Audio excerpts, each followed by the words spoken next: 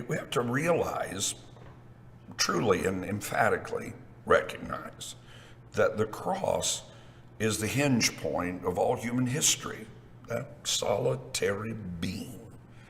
And our response to it really should be like that of the Apostle Paul. He didn't shrink away from the cross. He didn't seek to reimagine it so as to fit it into his own preferred worldview. Galatians 6:14 says he gloried in that cross.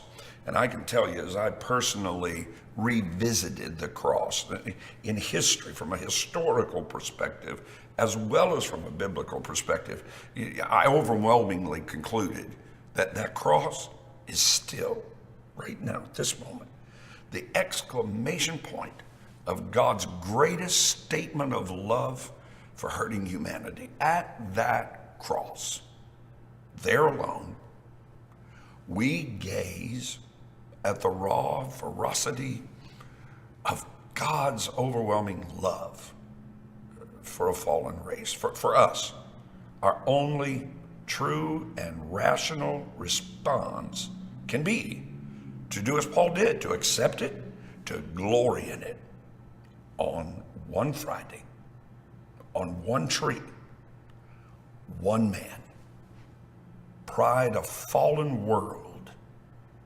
from hell's unyielding grasp,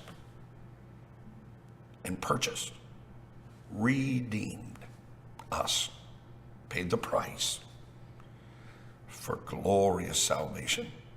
And on the next morning, redemption was the song that every human could begin to sing.